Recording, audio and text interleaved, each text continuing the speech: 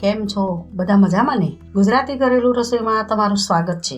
તો આજે આપણે બનાવીશું પાણીપુરીનો સ્પેશિયલ ચણા બટાકાનો મસાલો અને ચટપટું તીખું પાણી, જે ઘરે બનાવવું ખૂબ સરળ છે. પાણીપુરી તો બધાને ખૂબ ભાવતી હોય છે, પણ બહારની પાણીપુરી હાઇજેનિક હોતી નથી. પણ જો તમે મારી આ રીતથી બનાવશો તો તમે બહારની પાણીપુરીને ખાવાનું ભૂલી જશો અને તમને ઘરે બનાવીને જ ખાશો. તો ચાલો બનાવવાનું શરૂ કરીએ. તો અહીંયા આપણે એક બાઉલમાં 5 નંગ બાફેલા બટાકા લીધા છે. બટાકાને આપણે હાથેથી મેશ કરી લઈશું.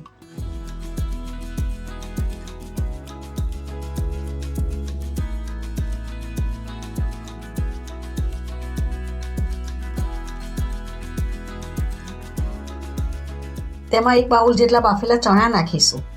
ચણા અને બટાકાને મેં પહેલેથી જ બાફીને રાખ્યા હતા. પછી અડધી ચમચી ચાટ મસાલો, અડધી ચમચી સંચર પાવડર, અડધી ચમચી આમચૂર પાવડર, અડધી ચમચી શેકેલા જીરાનો પાવડર, 1 ચમચી લાલ કાશ્મીરી મરચું અને સ્વાદ અનુસાર મીઠું. પછી તેમાં લીલી તાજી કોથમીર નાખીશું. પછી તેને બરોબર બધા મસાલાને મિક્સ કરી દઈશું.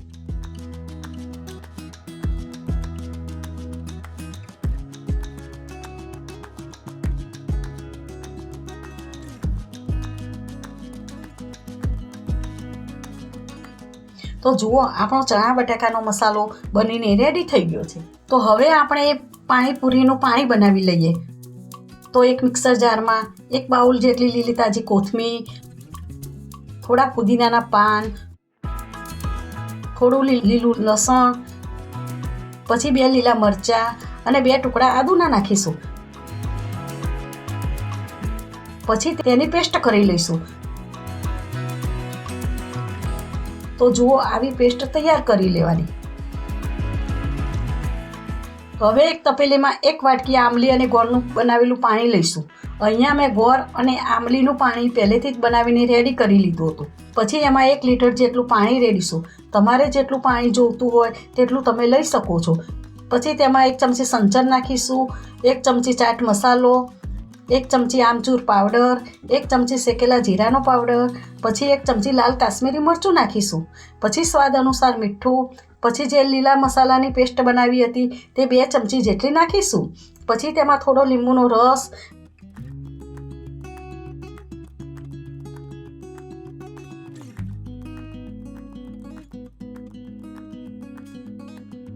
પછી તેમાં એકદમ ઝીણી સમારેલી ચોપર કરેલી ડુંગળી નાખીશું.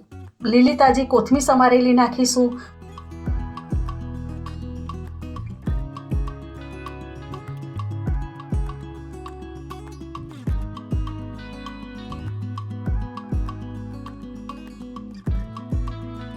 તો જુઓ, આપણું ખટમીઠું ચટકેદાર પાણી બનીને રેડી થઈ ગયું છે.